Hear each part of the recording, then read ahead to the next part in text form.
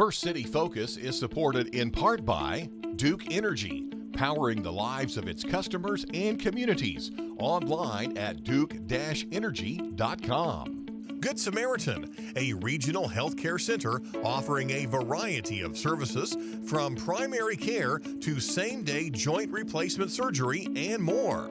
Good Samaritan online at gshvin.org. Colonial Assisted Living. Colonial is an assisted living residence promoting independence and dignity for each resident while providing the necessary assistance for daily living. Colonial Assisted Living, 1622 South Hart Street Road in Vincennes, 812-895-1504. And by donations contributed by Vincennes PBS viewers like you. Thank you. Thanks for tuning in to First City Focus. I'm your host, Allison Bowers. On this episode, family, accessibility, and creating memories are the guiding principles of local nonprofit Little Warrior Wishes. We'll learn about their mission. The St. James Performing Arts Center hosted their Hallelujah Hootenanny, and we truly have an inside look. And animal shelters are feeling the heavy weight of winter setting in. We'll learn what Paws in Pike County is doing to help as many pets as possible find homes. We have these stories and more right now on First City Focus.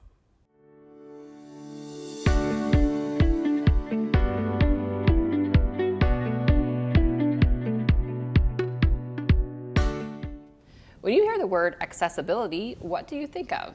For some, their idea might be tied to a wheelchair ramp or other modification of a physical barrier.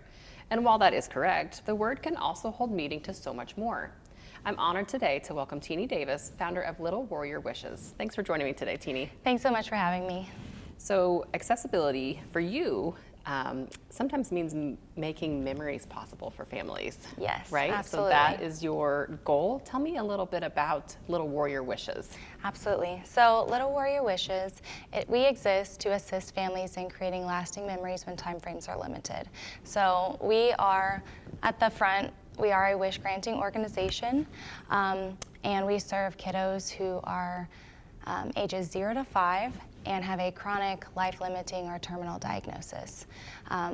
We have lots of different hats in our organization, so a lot of the times whenever there is a kiddo who has chronic, complex diagnosis, accessibility and adaptations are right along with that. And so we have seen a need in our community through our own experience as parents who have had a child with special needs and disabilities, and so we wanted to break down that barrier. That's awesome, right? So you are located where? We're located in Daviess County. That is our home base. So we serve Daviess, Martin, Knox, Pike, and Greene County in Indiana. And then we actually serve anyone who has a Walker-Warburg syndrome diagnosis in the United States. Okay, and why is that? That is because my daughter, Tala, she is my middle kiddo. She had Walker-Warburg syndrome, and it is the most severe congenital muscular dystrophy. It is a rare diagnosis, and so there are not a lot of families and kiddos who have that diagnosis. So it's just very special, and we're very passionate about those kiddos and families. Right, and so that she was your inspiration then to start Little Warrior Wishes. Yes, she was. And you have accessibility listed, so kids in wheelchairs and kids, like you said, they don't have to have a specific disability. You're kind of open to all, and you're trying to break down barriers for all kids to be able to access and live lives and have memories with their families. And I know you were conducted a little bit in the accessible playground in Washington. And then tell me a little bit about the garden in Washington. Yes, so we have the Boundless Blooms Garden, and we partnered with Developmental Services there in Washington, and United Way gave us, gave DSI a grant, and so in collaboration with them, we have an accessible garden. So we have raised flower beds that are wheelchair accessible. They stand up a little bit higher.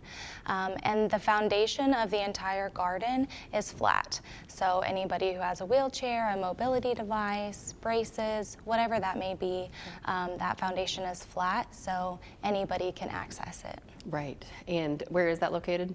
It is in Washington. It is right in front of Developmental Services, right behind Tractor Supply. Oh, okay. Yeah. So you provide all these services and you are totally funded by volunteerism, right? Yes. And so if someone's watching this and they would like to donate or volunteer, what's an easy way that they can do that?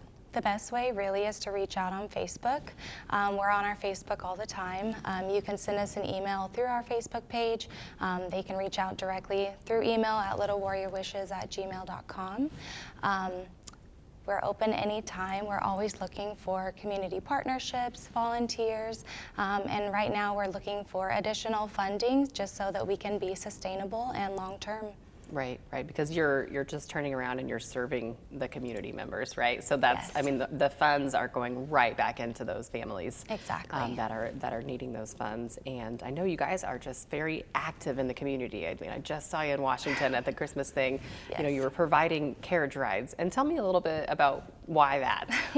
Yes, so one of the main fun events in Washington is Christmas on Main, and for the past few years they've had carriage rides, and it was amazing, but there was no way for anyone who was in a wheelchair or a mobility device to get up into that carriage. And so after my daughter passed, we were just trying to think different ways to make the things that are already set in Washington accessible to more people, just like with the playground. And so we connected with Raber Buggy Shop, and I brought him a picture, and he said, "Oh my goodness, I actually made that carriage." Wow. And it was located in Maine at a national park. And so they had an accessible carriage, and I brought it to him, and he said, "Okay, I have the designs, we'll get that made for you." Wow. So it's just another way for us to, we're not changing anything, we're making it just accessible for everyone. Right. So. And I think, too, when people don't have, they've never experienced needing special accommodations, it can be easy to not think of that. And you Yes. don't think of it until you have a child that has extra needs. Yes. So you're kind of being ahead of the curve and going ahead and making these things, so that children, years to come, if they can say, okay, we know this is here now, Yes. and it just makes those parents' lives easier. And it makes Absolutely. little moments like going to the Christmas on Washington, Maine, that much more enjoyable. And it just Yes. opens doors that, that weren't necessarily closed, but they weren't open before, Right. so that's just such Yes. a meaningful thing. Nobody has to be, they're not able to do it, so nobody has to be left out. Right. Yeah. Yeah. Everyone's able to share in together. Right, and everything that was totally free. You provided all those Yes. services, and you were giving out books, and just being a part of the community, and doing that all for free. And like you said, that all comes from donations from community members and things. So Yes. if anyone is looking for something to get involved in or to give donations to, they can go directly to your Facebook page. And you have year-round events. Is that correct? Yes. Yes. So in February, we always recognize Rare Disease Day. It's very important to us because a lot of kiddos, specifically who are ages 0 to 3, if they do have rare diagnosis, they typically have accessible needs or adaptive needs. They sometimes just go hand in hand. And so we love to recognize Rare Disease Day. So this year it will be actually at the Indiana Theater on Washington on Main Street. And we're going to be having a free movie and popcorn and drinks. So it'll be a good event that everyone will be able to attend. And then in July, on July 3rd, we started this past year, but we're having a memorial butterfly release, and it will be ongoing year after year. July 3rd is National Bereaved Parents Day. And so, as parents who have lost a child, and we see, just due to the population that we do serve, sometimes loss happens. And that's part of the journey. So we have our wish experiences. We have the experiences for accessible needs, but then we also have, after the fact, we have that memorial butterfly release for anybody to come in and join. Right. So we release actual butterflies, so all of that is free. You just have to submit your name and your kiddo's name if you want it read aloud. It was probably over 50 individuals who came this past year, and it was amazing. I think that joy and grief go hand in hand a lot. So being surrounded by people who have some sort of resemblance of understanding is so impactful. Right. And then outside of that, we have a Halloween event every year. So this next year, it'll be this Saturday, October 24th. It'll be at Champion Lanes again, and that's our biggest fundraiser. Everything is, a Goodwill donation, so you can enter for free, but we had some different donation opportunities, whether that's specialty drinks or we had a silent auction this past year that went over really well. Yeah. And then the next thing that we always do is just Christmas on Main as well. Right. So yeah.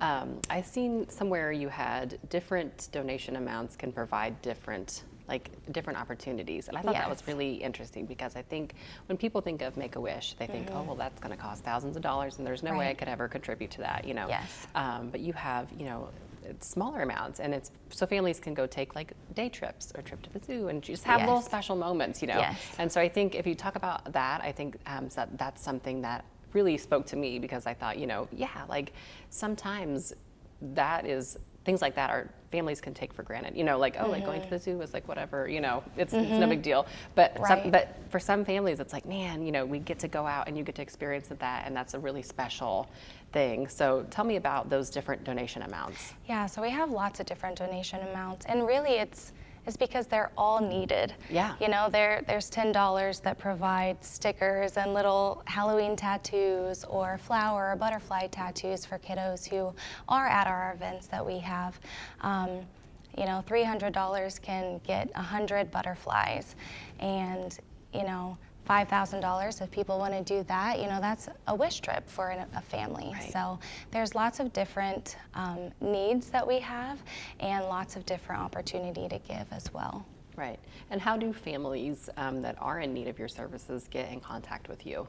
Yep. So again, the best way is through our Facebook page, and they can send us an email. Or we also have a Google form that is attached to our Facebook page, and they can go ahead and apply through that. I just need their contact information, the age of their kiddos, that type of thing. There's just a few things that we really need is just name, age, and a confirmation of diagnosis. Right. And then you said a while ago that joy and grief go hand in hand, Yes. and just all the emotions that go along with it. And what does it mean to you to be able to see those families then getting to go have those happy memories and knowing that you helped provide those? Yeah. Yeah, I mean, it's amazing.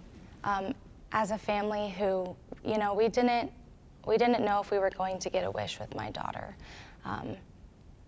Her diagnosis is severe, and we got very limited time, and we were given very limited time. So when we were going through the motions of, I think that she would qualify for a wish, and we went and applied on her behalf, that's when we found out that you have to be 2.5 to apply for a wish for most wish granting organizations. And for us, she wasn't 2.5 at that time, and the lifespan that was given was 3 years. And so we just didn't know, and that was another hurdle and another moment of grief for us. And we ended up, she was able to get a wish, and we were able to have those experiences together, and we know just how important those memories are. And it's not the big grand thing that we remember. It's the laughs, it's the photos, and the feelings that we felt while we were all together. Right. And one of the things that we really try to showcase is sometimes we're not going to have a cure for some diagnosis. I mean, that's just the world, you know. But if we can help people, sometimes miracles really are just memories and moments together. Right. And so I think you just see that a lot. Right. Through joy and grief. Right, and the position that you're in, and to be, the community is seeing the good that you're doing and wanting to get behind you. And I think, you've talked about your growth over the last year, and I just think you're going to keep growing because, there's really nothing around here like your organization. I mean, Right. it's very truly unique. And I think that you are bringing joy into people's lives and hopes and helping those memories. So I think Thank that you. you're just doing heroic work. And I Thank just you. really, I just think your organization is amazing. So thank you for coming on today, Teeny. Thank you so much for Thank having you. us. Yes. And to contact Little Warrior Wishes, you can message them on Facebook or email them at littlewarriorwishes.com. The St. James Performing Arts Center in Vincennes recently hosted a Hallelujah Hootenanny. It brought together a local choir and musicians for sacred music across a range of traditions. Photojournalist Dave Novak was there to capture the sights and the sounds.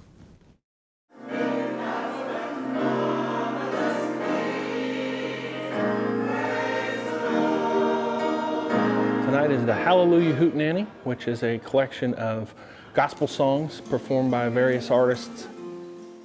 Tempted and tried, all come to wonder why it should be thus all the day long. In the styles of bluegrass, country, folk, and blues. All those different styles all have a root in gospel music, so thought it was a good match and a perfect place to have it in a church.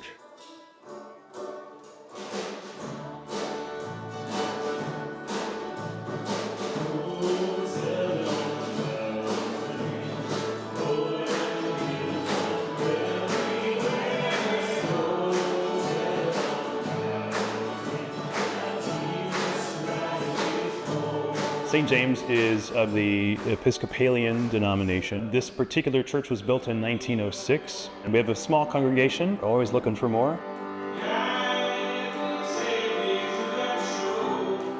One of the things that we decided to do some time ago, within the last couple of years, was that we wanted to open our doors and offer our church for local music.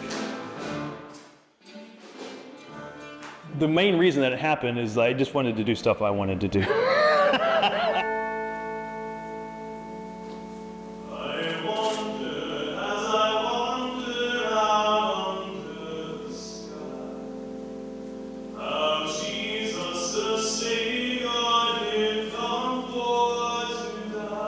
And they just happened to be cool with it. Not only is the church opening the doors to the music, but the music is opening the doors to the church as well. It has actually changed how we worship in a more contemporary way. We're using more modern music as a result of that. My intent in doing that was to just more effectively raise our hearts and our minds when we pray. And I believe that that's working.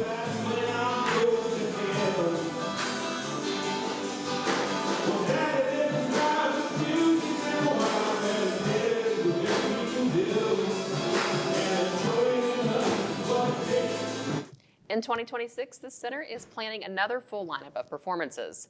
The first, coming in early spring, will feature local musicians paying tribute to female songwriters across all genres. Colder temperatures are leaving local animal shelters with a heavier than normal load to bear. Welcome Pike County Animal Welfare Shelter President Ashley Willis here to talk about how everyone can help. Hi, Ashley. Hello, thank you for having me. Yes, and who do you have with you today? This is Timmy. He is about 3 months old and he was recently found in the motor of a vehicle. Oh my so goodness. he is super sweet, as you can see. Right, So, yes. Absolutely.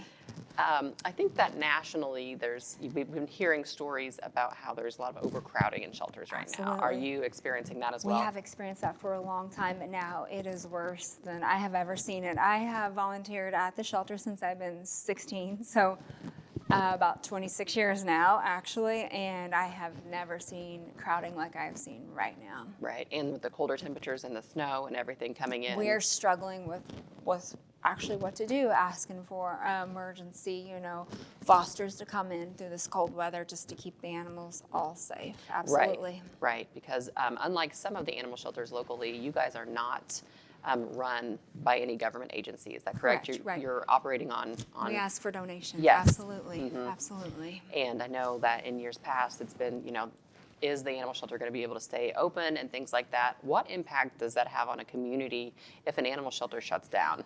It's terrible because with our county, we are, the only shelter for the dogs, for everything. So if that would happen, it would be detrimental to the animals, to the county, Right. to everything. Right. I mean, Because I think that starts impacting things that people don't realize that they would impact. You know what I mean? You get a lot of animals that have no homes, and then, what are you going to the do? population, because we bring all these animals in, we spay them, we Right. neuter them, Right. we help keep the population under control.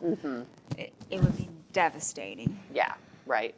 So you're looking for donations right now. What are some of your most needed things right now? Well, obviously, food for the dogs and cats. For dogs, we like to stick with pedigree and Purina just because that helps keep their bellies, and everything good. Cat food would be Purina. Also, canned food. We use canned food as well. Cat litter, usually Tidy Cat. We like to stick with that. It helps keep the smell and everything down. It's just a good brand. Also for the dogs, toys, cats for the toys, and dogs like bones, chews, stuff like that. We have a lot of big dogs. So we are desperately needing any kinds of, chews, bones, stuff like that. We have 30-something big dogs right now. Yeah. So we would desperately need, a supply of bones and stuff like that. Also, cat treats, stuff like that. We're always needing blankets. Just anything you think an animal shelter could use, we need right now. Right. Any kind of monetary donations is needed. Right. Also, we've always got, it seems like some kind of adoption specials going on. So come by, see the animals. We have so many different sizes, fits for every household. Fosters. We would love to have fosters if it's for long-term, temporary. And with a foster, we take care of all the vetting. Really? Yes, so that is all taken care of. We just need a home for that animal to go into. A warm place for them to stay. Absolutely. Yeah. And I always like to say, if you're interested in an animal, we do trial adoptions. Come by, and up to a week, the animal can go into your home, and you can see if that is a good fit for you and the animal. If it doesn't work, that's fine. You can bring the animal back, and then we can see if another animal might work for you. We want to make sure this is a good fit for the animal and for your home. Right. Right, So- and that kind of gives everybody an idea, this dog isn't good with cats. And then you kind of have that Absolutely. information, so the next family comes in and you have that further information, because I know animals at shelters, like you kind of talked about, they're at their worst case Right. at the shelter. So you're not going to get a good tell of what their personality could be or what their behavior might No. be. So taking them and fostering them is going to be, foster to adopt, that's Absolutely. going to give you a really good glimpse of how they're going to be. And in you're going to your see home. a different animal when you Right. take it in your home. Because when you see these animals, they're so excited. They're going to be showing you all of their energy. But when you get them home, they're going to calm down. And you're just going to see a different animal. Right. So if someone wants to sign up for your foster program, what's the process for that? When you come into the shelter, we'll have, some forms and some information. So when you come in, we'll give you all that information. You sign up. We have all that information at the shelter for you. Okay, perfect. Yeah. And what if no one has been to your animal shelter or an animal shelter, what would you want them to know about the pets that are there? I think I've always had pets from the shelter, and I feel like when you bring them home, there's something about them that they know. They know they've been rescued. They just give you so much love back. And my last dog, she had been from a hoarding case, and she really could not be touched for 6 months because she was so scared. Not mean, but scared. So I went in on a Friday, not expecting to bring a dog home, and I thought, if I do not bring this dog home, she might never get home because she's going to take time. I brought her home, and she has become the best dog I've ever had. And I thought I was helping her, but in the meantime, she helped me. She has brought so much happiness into my life and for me and my daughter. And I thought I was helping her, but she's brought so much joy to my life. Yeah, I Yeah. think- So they just bring so much happiness and joy and just something you can't explain. Right. So. I've heard before, that a lot of times the shelters and things, they get reports back after an animal's been in a home for a while, and they say they truly seem grateful. The animals I do. believe that. I believe that with every single adoption I've made. Absolutely. Yeah. Right. So you said about 30 dogs. 30 plus 30 plus dogs. dogs right now. Yes. And how many cats do you have? We have, I believe, it's close to 25 cats now. Okay. Yeah, the number's always changing Right, every day I obviously, go. right, but Around 25, I believe. Okay, so Yes. plenty of people, plenty to choose from. Plenty to come Absolutely. in, and if people are not in a position, like to take one of them home, like you said, if they just come in and they can walk the dogs, they can play with the cats. Volunteers are so needed. Right. If you want to come and play with the cats, clean the cats, walk a dog, volunteer to help at our events. Volunteers are just amazing, and they're so needed for the animals, for interaction. We are open also Tuesday through Saturday, 8 to 11:30 and 4 to 7 p.m. are our usual hours, unless there's something, crazy that comes up, a holiday, but that's our usual hours. Okay, So- perfect. And then is there anywhere online where people can see what animals you have? Yeah, we are on petfinder.com and in the process of getting that updated, but so to get all of our animals on there. So we're doing some changes right now. So shortly all of our animals should be on there. And then we also have Facebook. So we try to post, some stories on there and updates what's going on our Facebook also. Right. Okay, well, perfect. Yeah. Well, actually, and I think he's about to go to sleep right now. And every day, it seems like every week we're always getting new animals in. Like I was there just a couple days ago, and this little guy wasn't there, and popped in last night just to help out, and here he was. Yeah. And also, maybe you go and there's not an animal that just quite fits. The next week, the next month, it could be there. Right, So, right. Check often. Absolutely, yes. Well, thank you so much, Well, Ashley, thank for you. coming I in. appreciate Yes. If you're interested in visiting with the animals or dropping off a donation, you can visit the Pike Animal Welfare Shelter at 4212 North Meridian Road in Petersburg.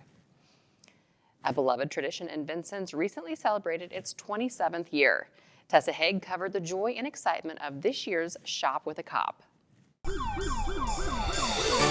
I volunteered to help with Knox County Shop with a Cop. My kids have done it, and I just wanted to help and give back to some of the kids that might be a little less fortunate and don't have as good as Christmas as some of the others. I just wanted to be part of that process. I wanted to help give. Seeing the kids light up when we get to pick whatever toys they want, because we're not discriminating on anything. They get to pick anything they want to today.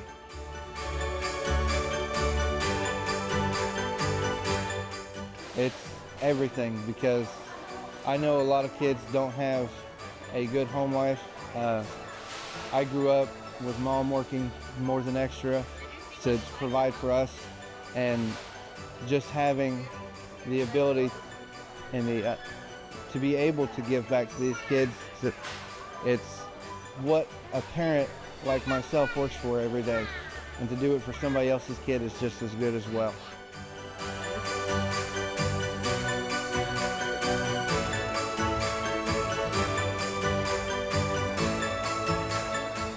If you feel like donating so that next year we can do this to more and more kids, that would be amazing.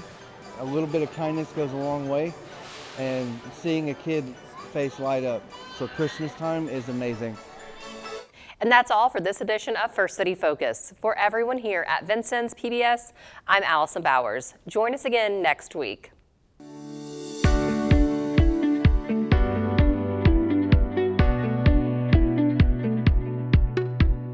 First City Focus is supported in part by Duke Energy, powering the lives of its customers and communities. Online at duke-energy.com. Good Samaritan, a regional healthcare center offering a variety of services from primary care to same-day joint replacement surgery and more. Good Samaritan online at gshvin.org. Colonial Assisted Living. Colonial is an assisted living residence, promoting independence and dignity for each resident while providing the necessary assistance for daily living. Colonial Assisted Living, 1622 South Hart Street Road in Vincennes, 812-895-1504. And by donations contributed by Vincennes PBS viewers like you. Thank you.